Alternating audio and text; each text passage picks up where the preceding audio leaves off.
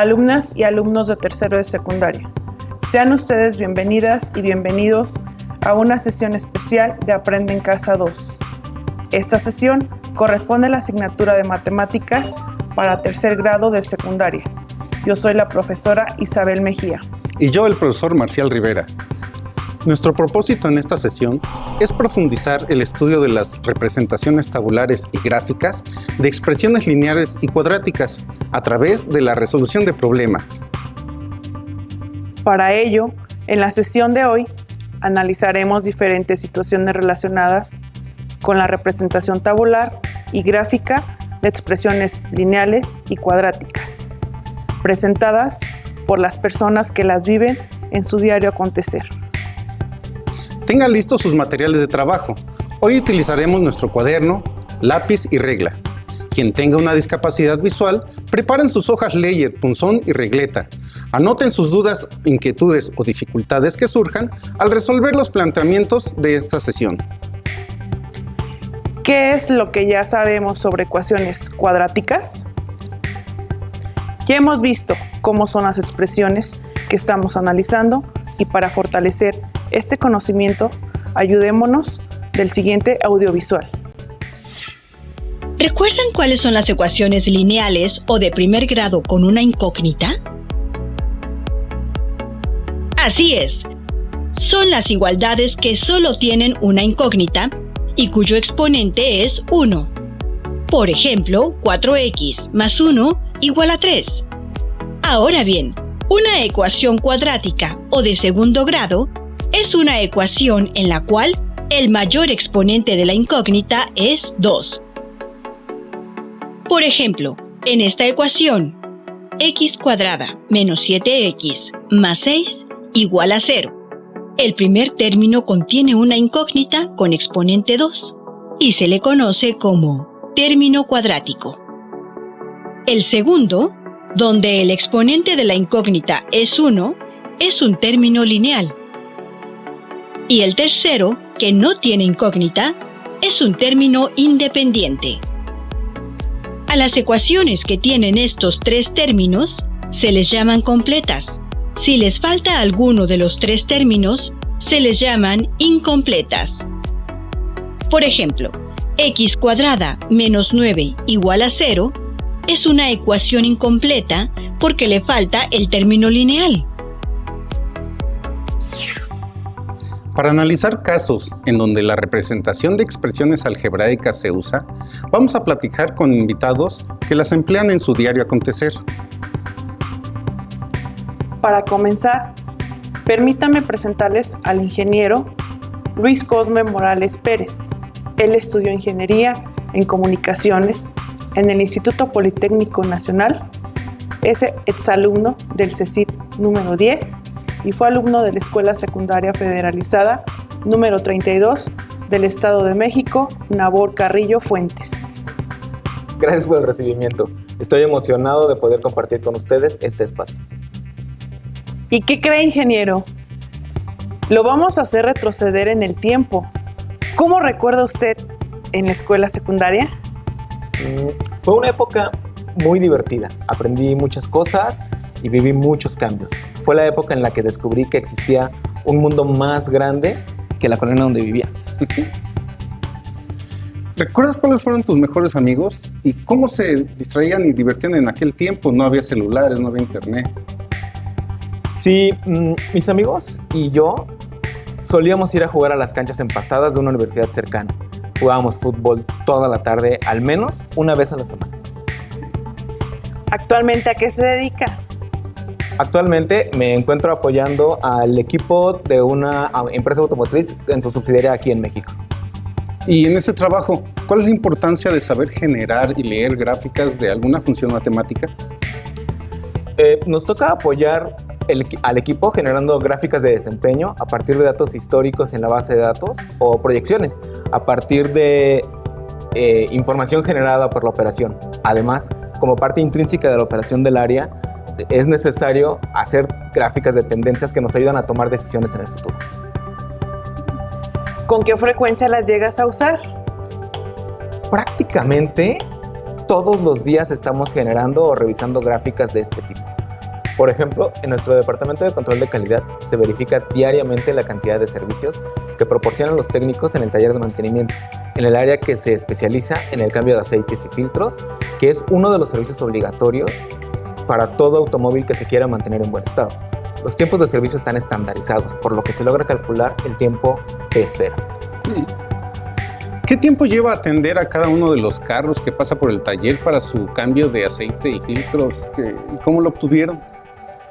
Se hace un promedio de los datos históricos que tenemos en la base de datos de unos años a la fecha. El tiempo es de 25 minutos por automóvil. Para comenzar el proceso que nos permitirá graficar esta situación, debemos hacer la tabulación de los datos. Los valores de la tabulación quedan representados por la ecuación y igual a 25x, lo que representa el estándar manejado, que es de 25 minutos por automóvil. En situaciones comunes, se realizan de 6 a 10 servicios al día. Llegamos a valores de la tabulación para 0 automóviles y comenzamos en 0 minutos. Un automóvil son 25 minutos. 2 automóviles, 2 por 25, igual a 50 minutos. 3 por 25 son igual a 75 minutos. Para 4 son 100 minutos, para 5, 125 minutos, para 6, 150 minutos. En 7 serían 175 minutos. En 8, 9 y 10 obtenemos 200 minutos, 225 minutos y 250 minutos respectivamente. La cantidad de coches la representamos en el eje de las abscisas. Esta cambia dependiendo de la temporada del año. El tiempo lo representamos en el eje de las ordenadas en una escala de minutos. Para graficarlo, tomamos las parejas de puntos X, Y y las ubicamos en el plano cartesiano. En la coordenada 0, 0, marcamos el primer punto, que coincide con el origen. Para el siguiente punto, nos desplazamos 1 en las abscisas y 25 en las ordenadas. El siguiente es 2,50 y nos desplazamos 2 en las abscisas y 50 en las ordenadas. Le sigue el 3,75 y terminamos el resto de los puntos de la misma manera.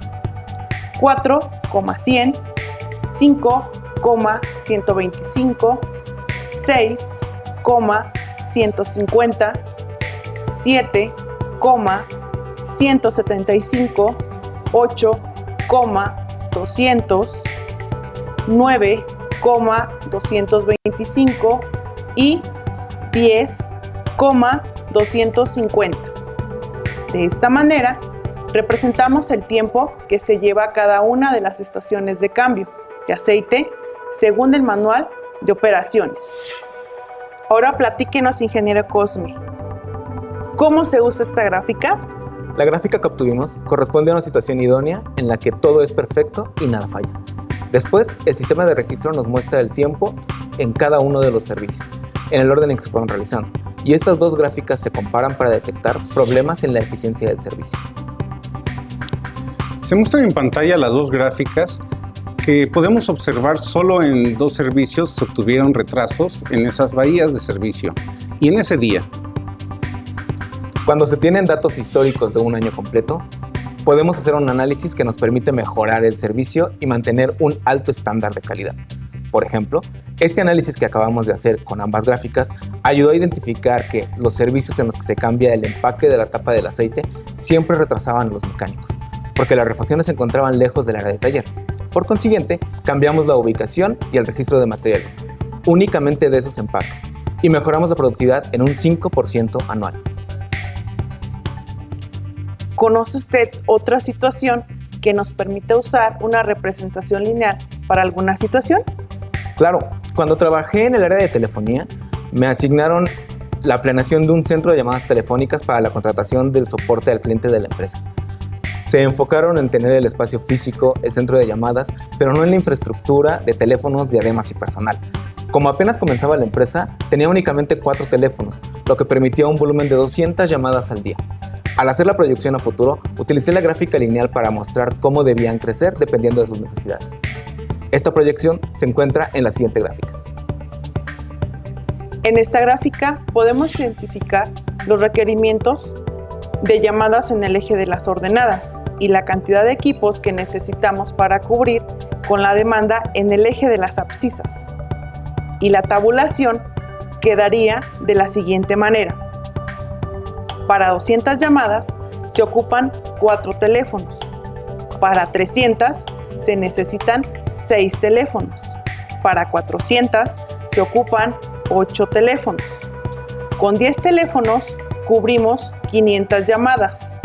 Con 12 teléfonos cubrimos 600 llamadas. Y para 1000 llamadas diarias se ocupan 20 teléfonos. Esta es una manera más en la que una gráfica lineal nos ayuda a tomar las decisiones pertinentes, en este caso, para el uso de los recursos de la empresa. En efecto, esa empresa subió muy rápido su volumen de llamadas, pero ya sabían cómo incrementar su infraestructura y poder cumplir con el trabajo. Excelente, ingeniero. Mil gracias por compartir las experiencias en su trabajo, en las que se hace uso de gráficas de relaciones lineales y las cuales estamos estudiando con las alumnas y los alumnos de tercero de secundaria. Gracias. Agradecemos a nuestro invitado, el ingeniero Luis Cosme Morales Pérez, por su participación en esta sesión. Ahora, para estudiar aquellas relaciones que presentan un comportamiento cuadrático, tenemos el gusto de contar con la maestra en Ciencias en Ingeniería de Telecomunicación, Adriela Sol Morales Ramírez. Ella ha trabajado en empresas de la rama de las telecomunicaciones para empresas de telefonía y en la industria automotriz, entre otros sectores. Actualmente, se desempeña como profesora a nivel superior en el área de Físico-Matemáticas del Instituto Politécnico Nacional. Bienvenida, profesora. Tomemos asiento. Gracias por la invitación, profesores. Y díganme, ¿cómo puedo contribuir al tema? Antes de entrar en materia, me gustaría que le platique a nuestra audiencia en qué secundaria estudió usted. Soy exalumna de la secundaria 160 en Cuautepec, en la Ciudad de México. Platíquenos, maestra. ¿Cómo se recuerda usted en la secundaria? Me recuerdo muy sociable, me encantaba convivir en grupo, pero a pesar de eso siempre fui muy introvertida. Qué bonito recuerdo de su adolescencia. En la actualidad, usted es maestra. ¿Qué es lo que más le gusta de su trabajo? Me gusta ese brillo en los ojos de mis alumnos cuando entienden lo que estamos estudiando. Profesora, usted como maestra en la Escuela Superior de Ingeniería Textil, díganos, ¿cuál es la importancia de saber generar y leer la gráfica de alguna función matemática? Es de suma importancia, ya que al ser posible plasmar cualquier problema en ecuaciones matemáticas, posteriormente se pueden dar soluciones o crear. Se puede crear tecnología, crear cosas, crear, así como también sirve para plasmar fenómenos y poder hacer predicciones de los mismos. ¿Qué problema puede compartir con las alumnas y los alumnos de tercero de secundaria que nos están mirando desde sus casas?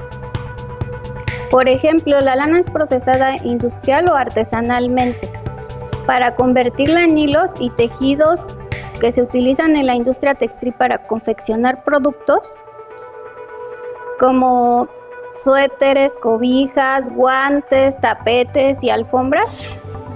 En 2016 se generó un valor de la producción de 25 millones de pesos, de una obtención de poco más de 4.500 toneladas de lana sucia.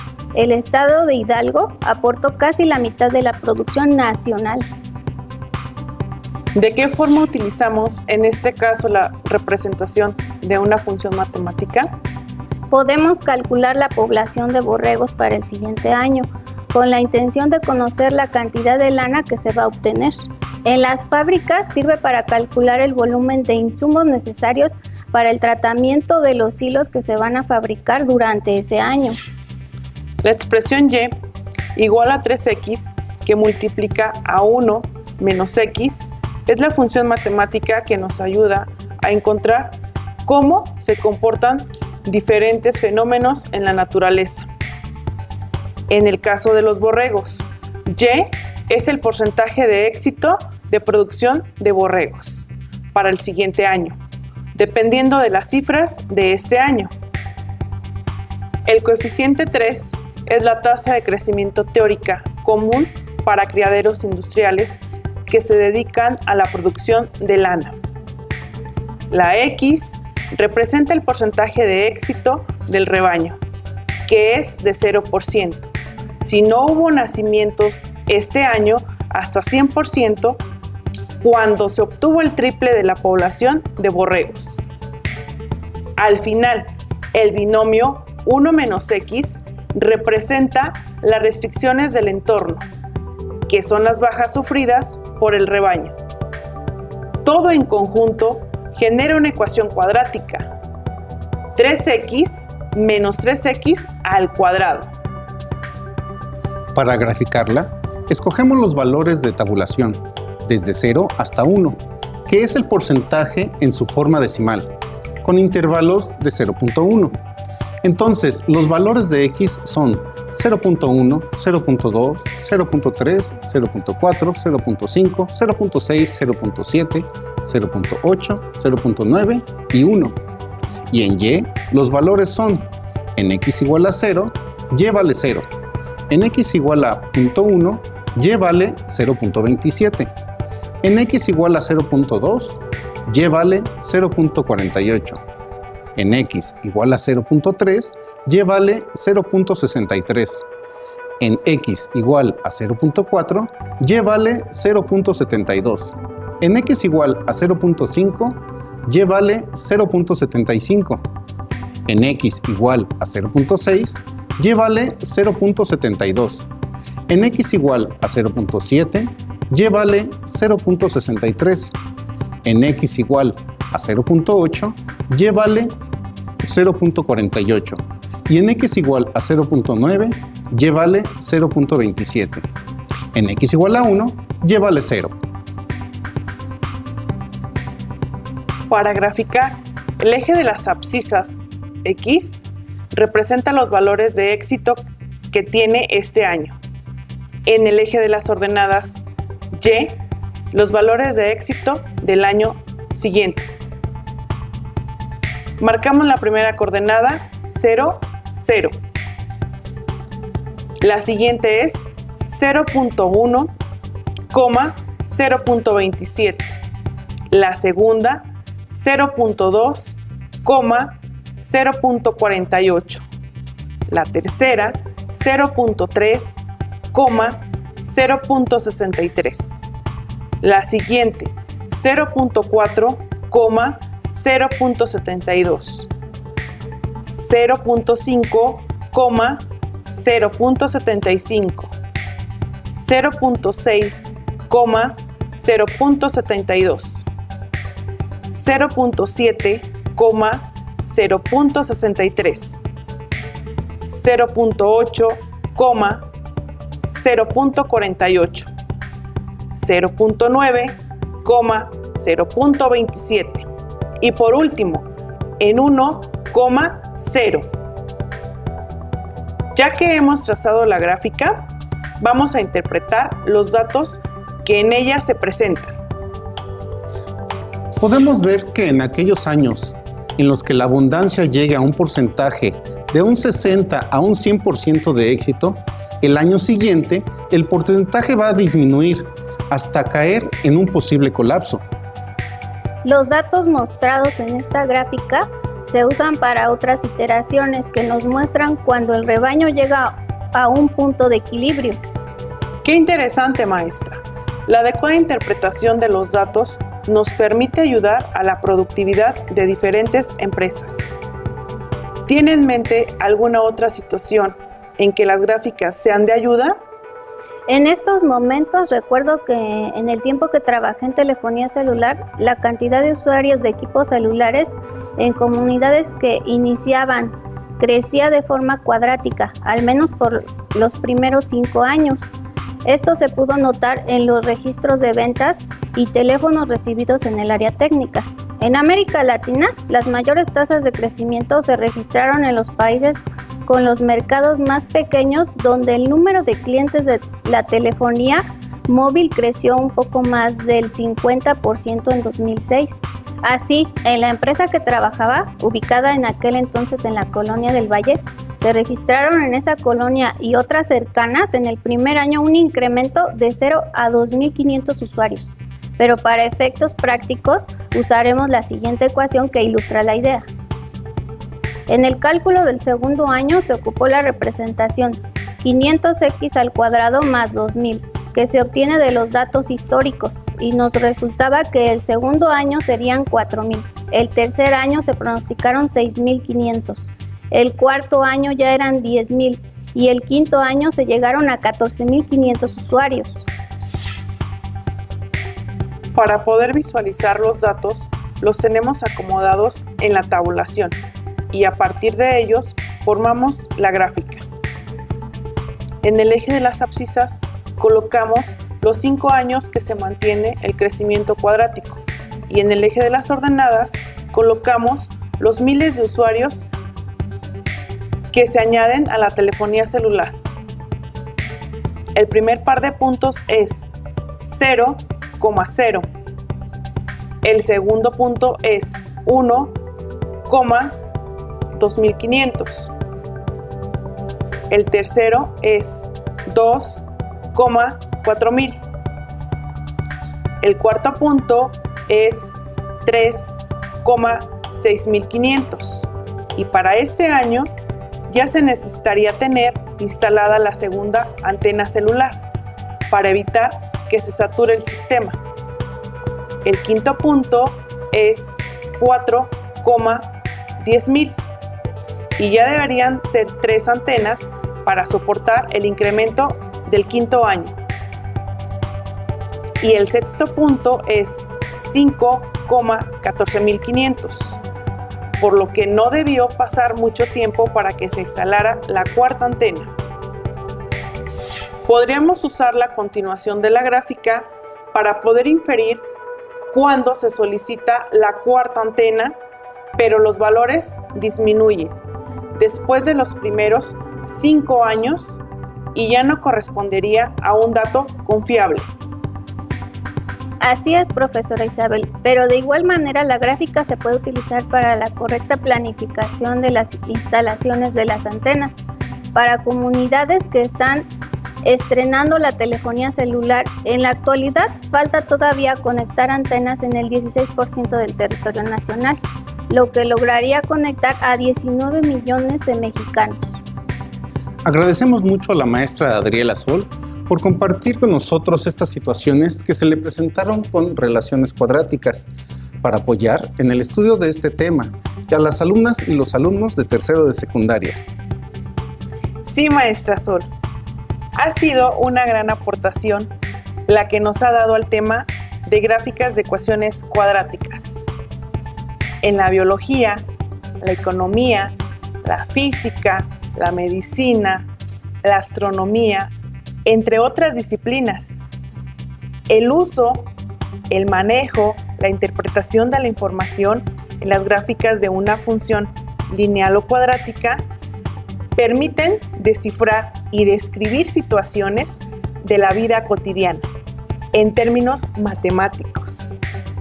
Por ejemplo, las variaciones de la temperatura, las variaciones de ventas de diferentes artículos de uso cotidiano, el movimiento de los planetas, las ondas cerebrales, el ritmo cardíaco, el crecimiento poblacional, el área de un círculo que depende del radio del mismo, la temperatura de ebullición del agua que está en función de la altura del lugar, la distancia recorrida por objeto al caer libremente que está en relación con el tiempo que transcurre en cada instante. En las situaciones antes mencionadas, encontramos dos cantidades que están relacionadas por una correspondencia de dependencia, lo cual implica una función matemática. El estudio de esta función se enriquece cuando tabulamos valores numéricos e identificamos las variables independientes y dependientes. Eso nos permite observar y descubrir el comportamiento, es decir, dónde crece, dónde decrece, dónde se hace cero, dónde tiene un máximo o un mínimo. Listo, hemos terminado la sesión, pero aún nos queda mucho por explorar y descubrir, así que nos vemos pronto aquí en Aprende en Casa 2. Hasta la próxima.